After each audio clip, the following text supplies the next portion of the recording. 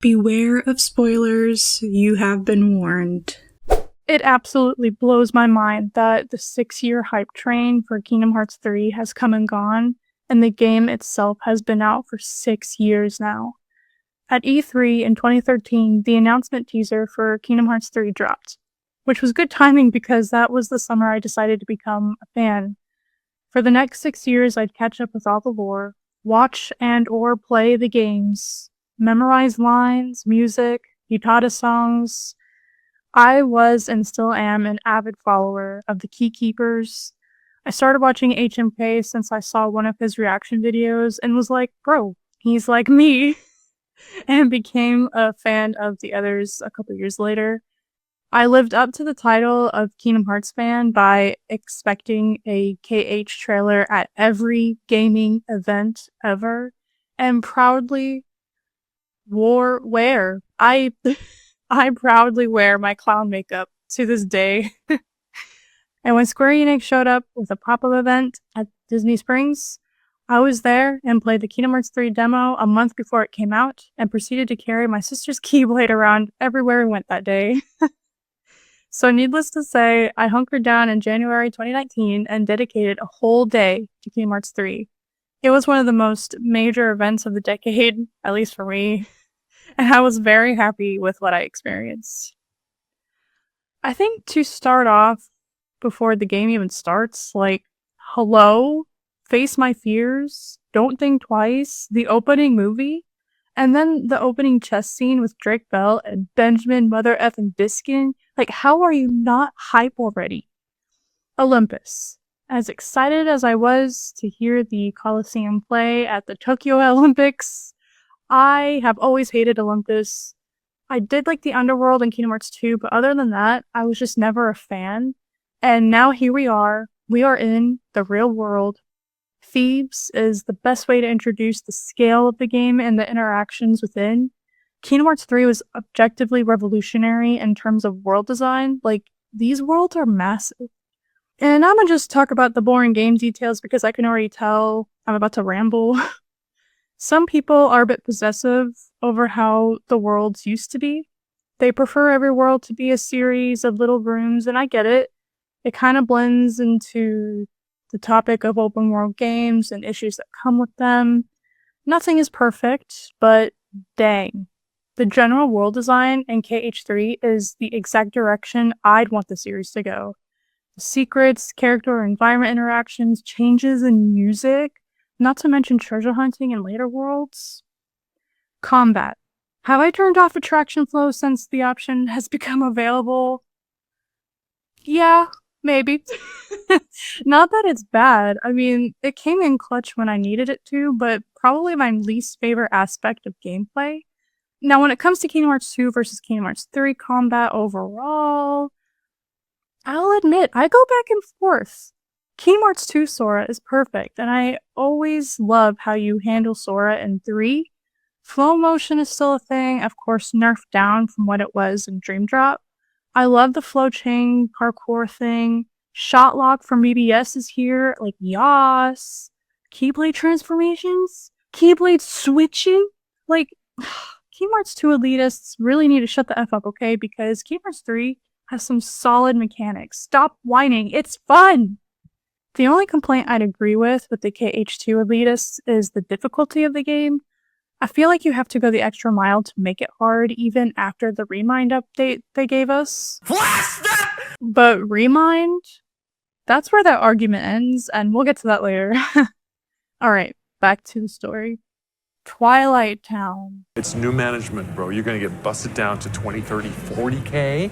Stop it. Seriously. That's what happened to Twilight Town, y'all. Bro got demoted for some reason, and I don't know why. The world is massive in Kingdom Hearts 2. It would have belonged. I understand there was no story purpose outside of the mansion and Remy's restaurant, but still. Oh, Remy! Yo! I remember watching Scoured Wings' reaction at D23 2018 when they announced Toy Story to be a world. The way he cried and screamed, Toy Story! Toy Story! Lives in my head rent-free.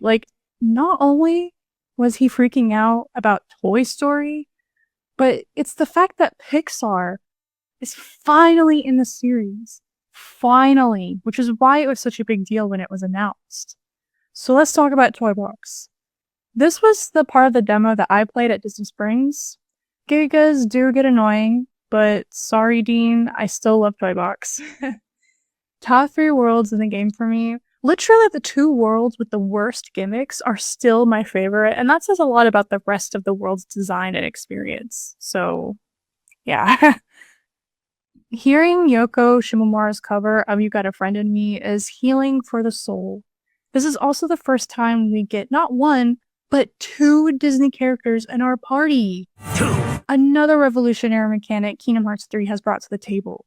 The team attacks with these guys, just running around with Woody and Buzz. Like, I was born to love this world, okay? I loved the toy store. Like, these kids in this town are spoiled. And that Yuzora trailer was a fever dream. I can't believe one of the most insane lore twists was just casually dropped like a fake Final Fantasy trailer like this. There's a storm coming, Ari. We'd all best be ready when she does. Also, shout out to Woody for putting Ben Diskin in his place. Whatever you're talking about, I don't care. Put Buzz back the way he was, then get lost. My guess is no one's ever loved you before. Tangled. This is objectively the best world in the game. It's beautiful, breath of fresh air. Enjoy exploring it now because there are exclusive world interactions with Rapunzel while she's in your party. Like, we splashed each other with water way too much when I played. Hey, Marluxia! The fact that this was the same voice actor as Beauregard Q-Kazoo was still fresh in my mind when the game came out because that was something I learned around that time. The dancing minigame was pleasant. And Zachary Levi in my Kingdom Hearts game, OMG. Monsters Inc. Meh, it could have been better, but it was still pretty great. It's like how Captain Hook's pirate ship was called Neverland. Monsters Incorporated was called Monstropolis. I loved being able to explore the building with all the doors and stuff, riding the rails, like, that was dope. Mike and Sully were our party members, Boo was hanging around, and the story was new. I didn't mention this with Toy Box, but worlds in this game don't always follow the movie, and we've heard that some of what happens is actually canon. At least Roy Connolly said this about Big Hero 6. Oh, and never, ever, ever forget Yeetus Vanitas. You're gonna get castrated on pay, like decimated, but I think we can keep you. That's the conversation the developers had with the 100-acre wood. They were like, I guess we can bring it back, but all we got were 3 mini games in a room, and that was essentially the size of an outhouse compared to the other worlds. My sister and I did grow up with the Heffalump movies, so we literally cried when we saw Lumpy in the reveal trailer. No cap. I'm not afraid. I'm or ashamed to admit it. Arendelle. I'm literally so gay for Elsa, it's not even funny. Idina Menzel in my Kingdom Hearts game? Yas, queen. There's hefty debate on what went down behind the scenes of this world. I firmly believe the labyrinth was supposed to be a part of Elsa's castle, and not even Bob Iger can make me believe otherwise because it just felt so out of place. Also, again, they said Arendelle, but it was just the mountain. Other than that, it was okay. But Jonathan Groff in my Kingdom Hearts game... I get wet when I... No, say something else. I need Frozen 2 in Kingdom Hearts now because, you know, they'll put Elsa as a party member, right? I mean, I need that. I need that for my lesbian soul. At World's End. Where do I even begin? Doing the Davy Jones story was literally the #1 thing I wanted for Kingdom Hearts 3, so when I say I fell out of my chair and started crying when the E3 trailer dropped, I'm not exaggerating. Was it perfect? No. I mean, you jumped straight to At World's End, so you needed to know Deadman's Chest before playing this game, and you also need to know At World's End because Sora spends half the story on his own side quest. But the graphics, Seeing scenes from the movie recreated, the homies in their pirates outfits, the whole damn Caribbean just there for us to explore, like Assassin's Creed 4 Black Flag. Like, there was like, what, 60 treasures just hiding out there? Here's the thing. You are meant to relax and enjoy this world. The boat gimmick sucks. But if you go to every island, hunt for crabs and treasures, max out the ship upgrades, and then the rest is a piece of cake. They non-canonically kept the Kraken alive so we could fight it. And the boss fights? There's a lack of Disney bosses in this game, but they did not disappoint when the developers let us fight Davy Jones on his own bloody ship. And when Davy Jones stabbed Will, Sora literally, he literally threw hands, jumped on that fish's back and clapped him. That was iconic. That was iconic. I'll admit I cried a lot playing this world. I mean, my 9th birthday party was Pirates of the Caribbean themed. At World's End is one of my earliest movie theater memories. I've worshipped Johnny Depp my whole life, had a crush on Keira Knightley my whole life. Going from that to Kingdom Hearts 3, I was admittedly emotional.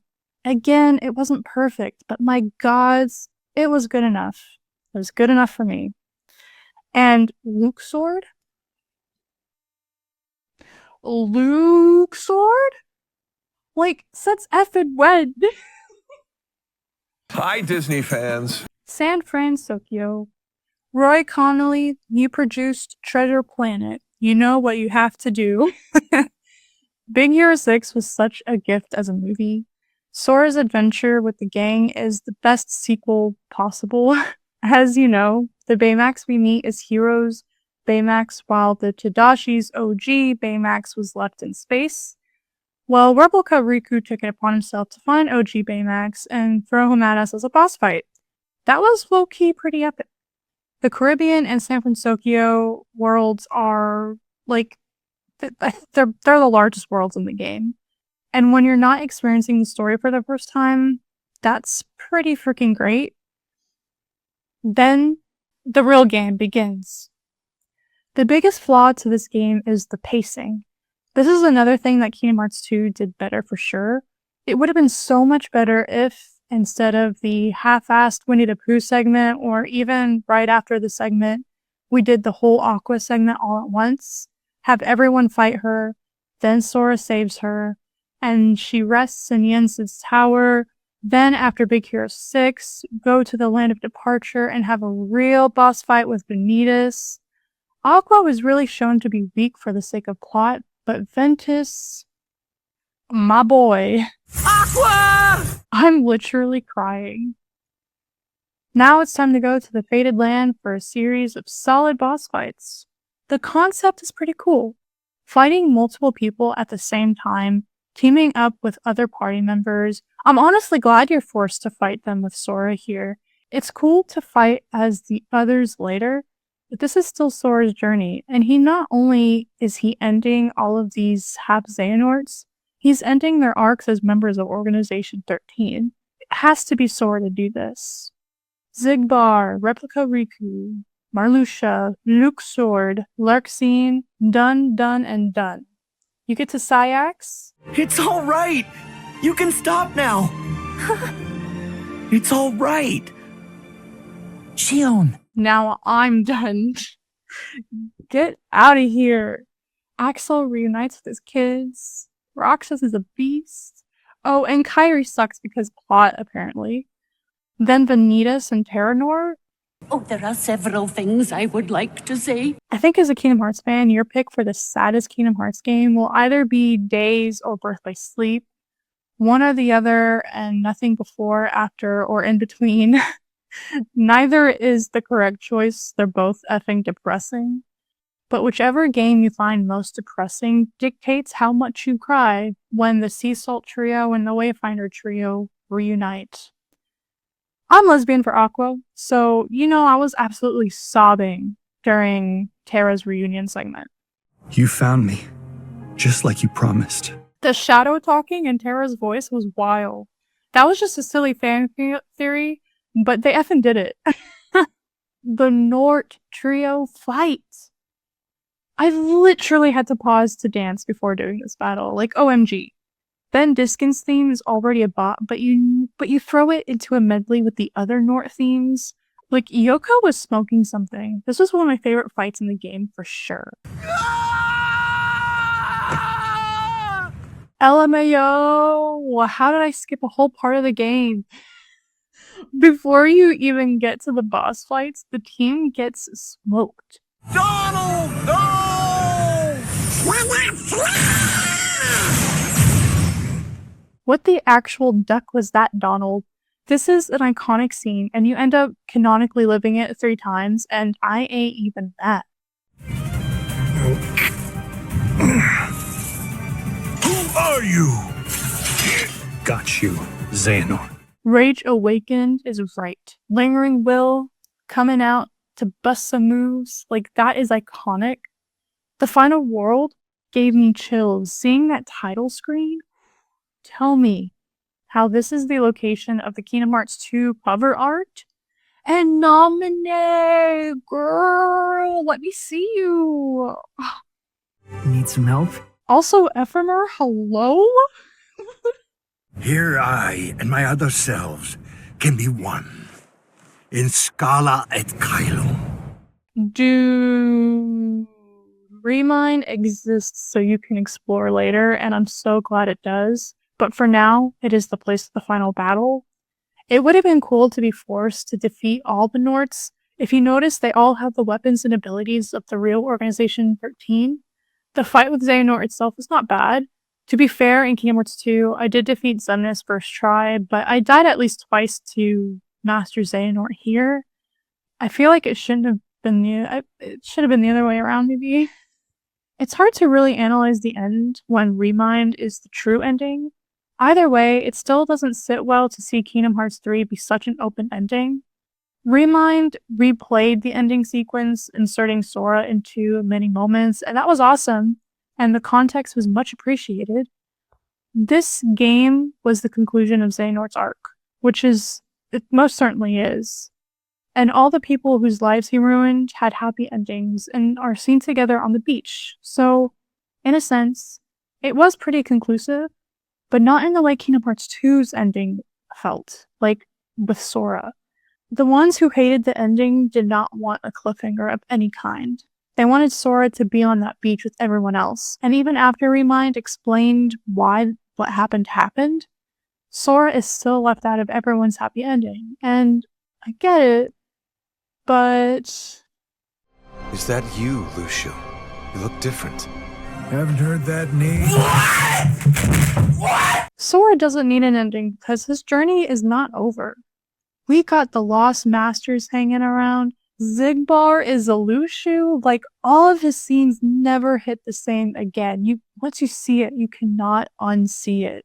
Sora is in Tokyo, and so is Yozora for some reason. Like, Nomura knew people would be unhappy with Sora's ending here, but he also wanted to let you know, it's for good reason.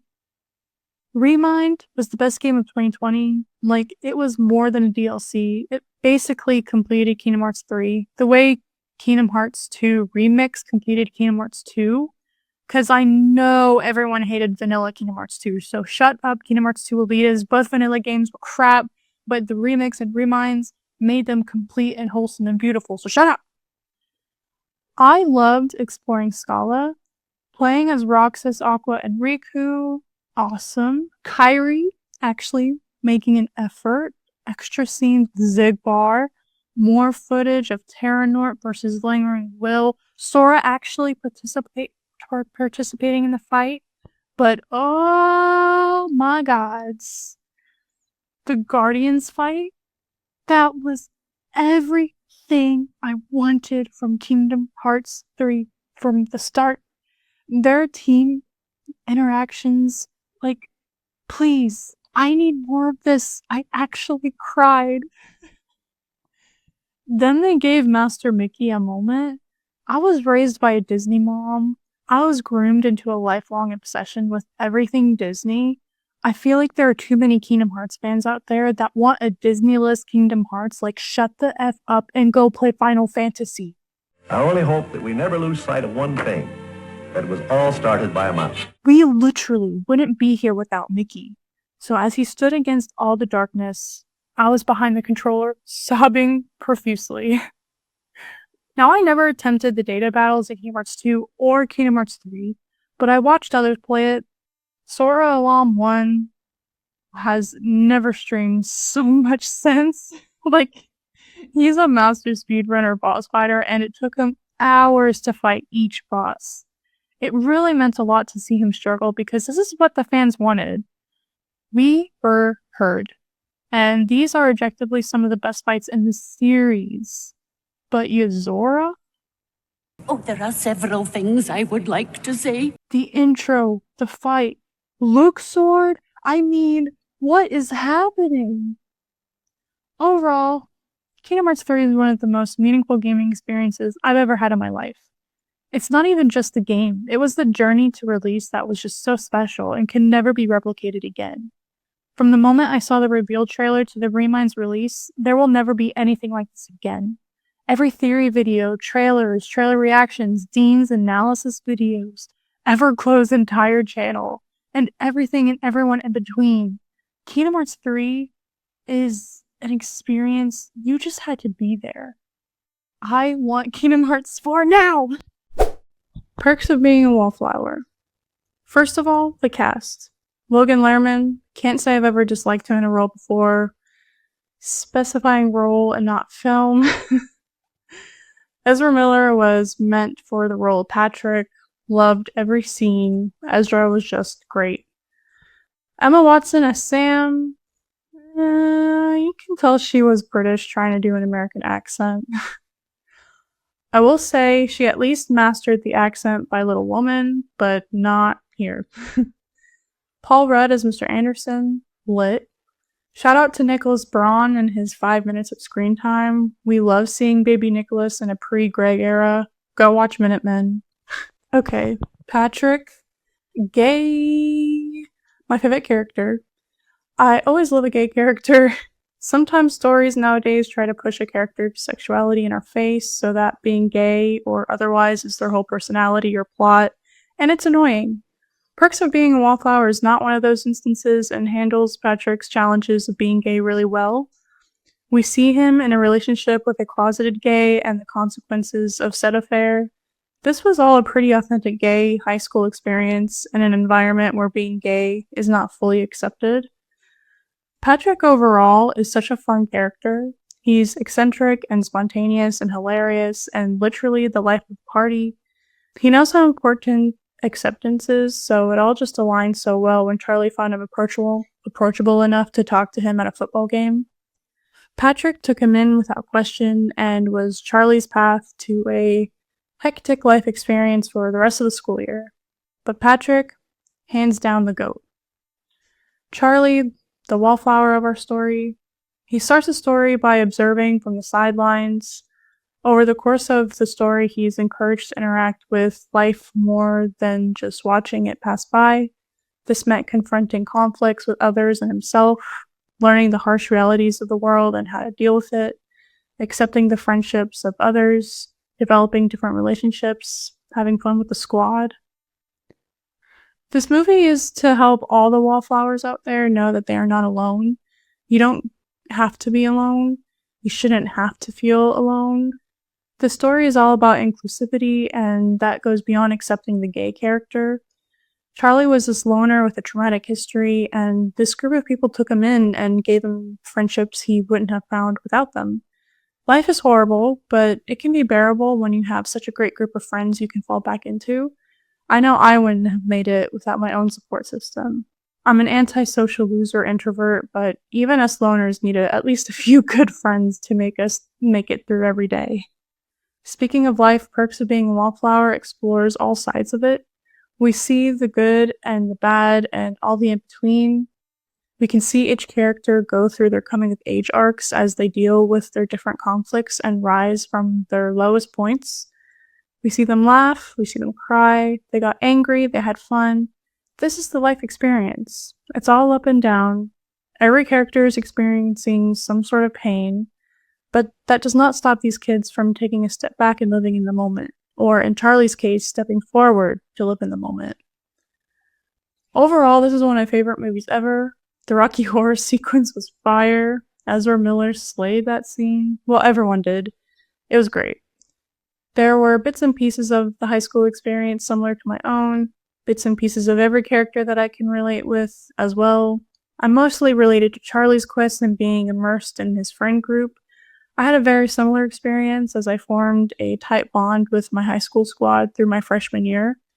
Mr. Anderson represents the importance of teachers and the positive influence they can have towards students.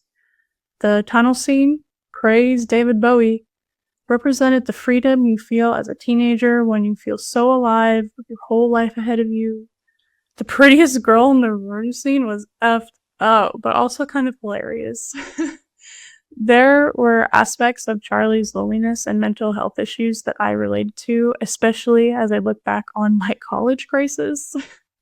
Maybe I related a little bit too much to Charlie than I thought of at the time. Again, I just want to reiterate the importance of your core friend group. That's honestly one of the most important concepts to me, but overall, Perks of Being a Wallflower is a solid coming-of-age story that I watch fondly.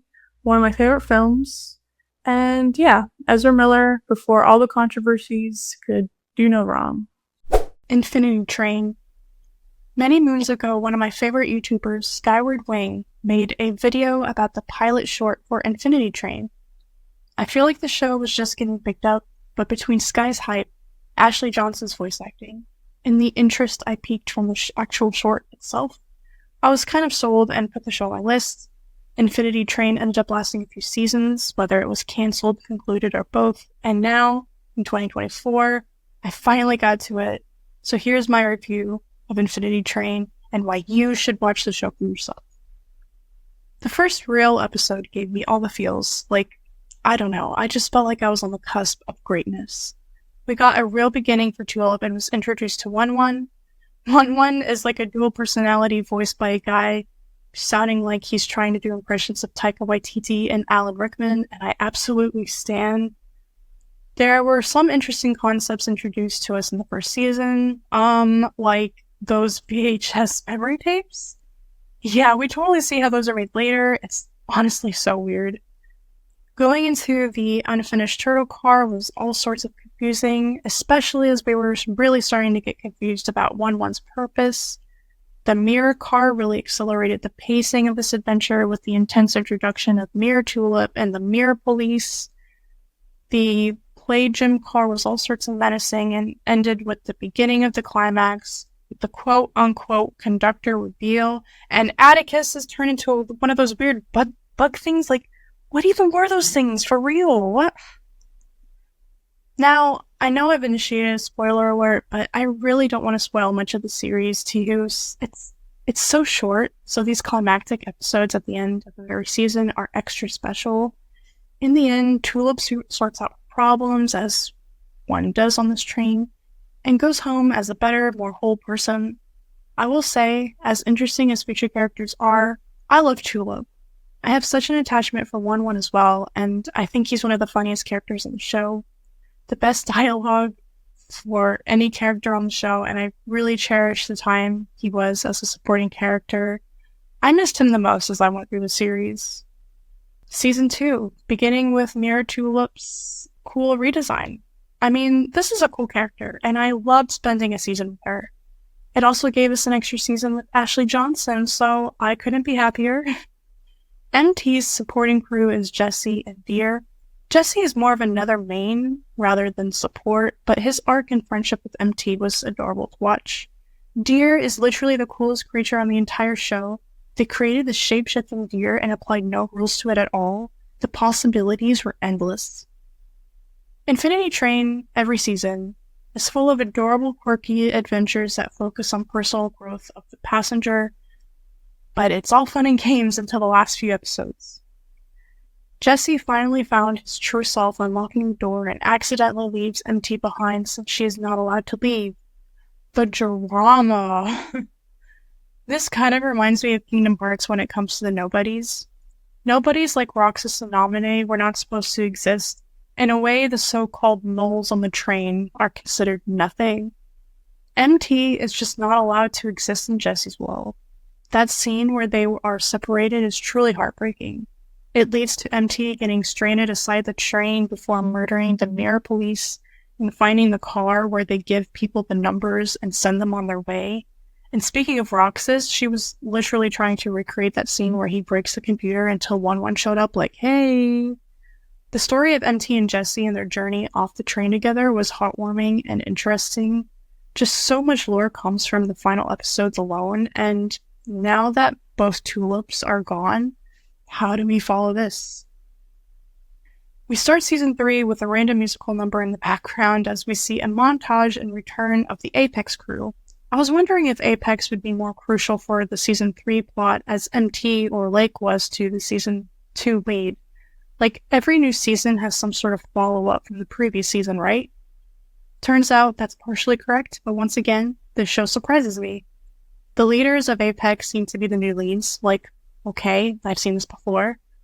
We meet these a-hole characters and then have to spend time with them, and then they become the new main characters. They did this with Abby in The Last of Us 2, and it just didn't work for me. But Abby's story at least had love, and Simon and Grace at least have Hazel, who also has a non-glowing number and a large gorilla friend. The compelling writing on the show has yet to family at this point.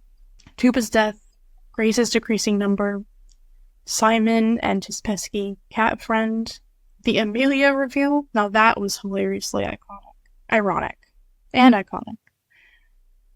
I still ended the season just liking Grace and Simon, but in the end, I liked Grace maybe a little bit, but hated Simon even more. The last few episodes left me tense the entire time. Amelia takes Hazel, who was some sort of creation made back when Amelia was creating cars. I was really hoping Tuba somehow survived, but they didn't return, which gives more weight to their death than before. Simon was in his villain era. His numbers were on his forehead, bro. He ended up being dementored by those bug things, and Grace was left behind to help the kids of Apex to learn the truth. While Grace has not been my favorite lead, her story was amongst the heaviest. Like, season 3 is low-key, like, so heavy. I finished season 3 and just sat there thinking, because this show is so short in every possible way. So much is thrown at us at a single time, it's overwhelming in the best way possible. Season 4, and the final season, gives us what could have been an Asian gay love story. I'll tell you, seeing the memories, the split-screen segments, all the way to Amelia and the conductor discussing this 2-in-1 special, seeing the title screen was so satisfying. Though it was ultimately not as satisfying in the end, the 4th season just did not hit the same. The story of these two lifelong friends didn't have as much depth as I thought it would. There was also a lot of things going on behind the scenes that we never learned anything about. I think my biggest disappointment is the disconnect between season 4 and the rest of the seasons. Season 1 starred Tulip and introduced Lake. Season 2 starred Lake and introduced the Apex. Season 3 starred the Apex and introduced Hazel. Season 4 should have starred Hazel and introduced something else. Like, literally, the most interesting character, and we never see her again, or know what even happened between her and Amelia? I felt that betrayal in my soul more than whatever betrayal drama that was going on between our two main characters. Well, or literally anyone in season 4. Infinity Train, overall thoughts. My biggest recommendation is that you don't approach Infinity Train like a show. Every season has 10 episodes, and every episode is 10 minutes long, so my advice is to watch every season like a movie. Maybe keep it a trilogy, because I just don't feel any redeeming qualities from 4, honestly. The rest of the show is ingenious. The concept of the train cars, they were basically able to do anything they wanted, and it was always fascinating. The characters had depth to them, even my least favorite. There were always layers to unpack. As I've said before, every season is fun and games until the last few episodes. You get hit hard, with so much story, emotion, action, surprises. I was never ever prepared for the season endings. Please, please, please watch this. It'll literally take you 6 hours for the superior 3 seasons. It's so worth a watch and deserves much more recognition.